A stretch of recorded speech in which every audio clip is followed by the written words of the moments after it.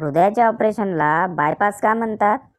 कारण ऑपरेशन ठीक झालं तर पास, नाही तर बाय.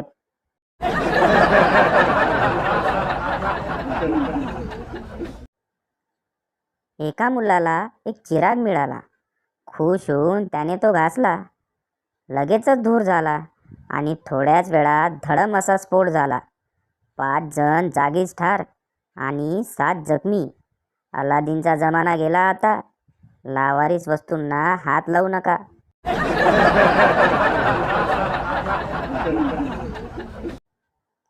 एक मुलगा पाय घसरून गाढवाच्या पायाजवळ पडतो. बाजूने एक मुलगी जात असते. मुलगी, काय रे, भावाच्या पाया पडतोयस का? मुलगा, होय वहिनी.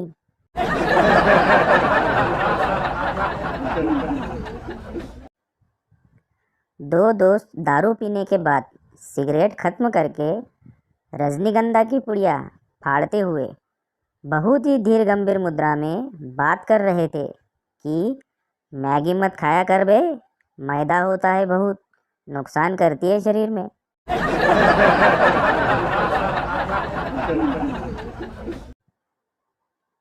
मुलगा, बाबा, आई आणि पत्नी यात काय फरक आहे? वडील, एकदम सोपं. जिच्यामुळे आपण एवढ्या मोठ्या जगात रडत रडत येतो ती आई, आणि जी पुढे जीवनभर आपण रडतच राहावे याची व्यवस्था करते ती पत्नी.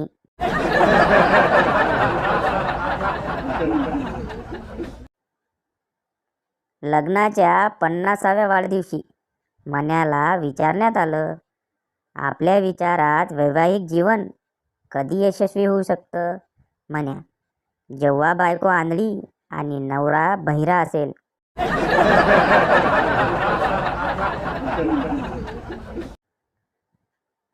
पुरुष आणि बायका यांच्यातला महत्त्वाचा फरक. पुरुष हवी असलेली 5 रुपयाची वस्तू 10 रुपये देऊन विकत घेतात. बायका नको असलेली 10 रुपयांची वस्तू 5 रुपये देऊन विकत घेतात, कारण सेल लागलेला असतो.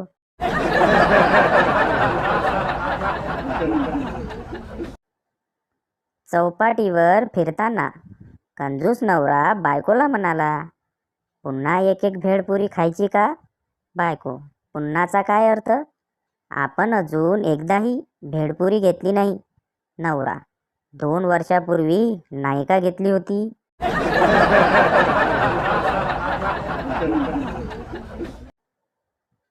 दोन मैत्रिणी गप्पा मारत असतात. पहिली, अगं काय सांगू तुला, माझी दोन्ही मुलं इतक्यांदा खोटं बोलतात की अनेकदा आम्ही अडचणीत येतो. तुझी मुलं पण खोटं बोलतात का? दुसरी, खोटं तर नाही, पण कधी कधी ती इतकं खरं बोलतात की आमची पंचायत होते.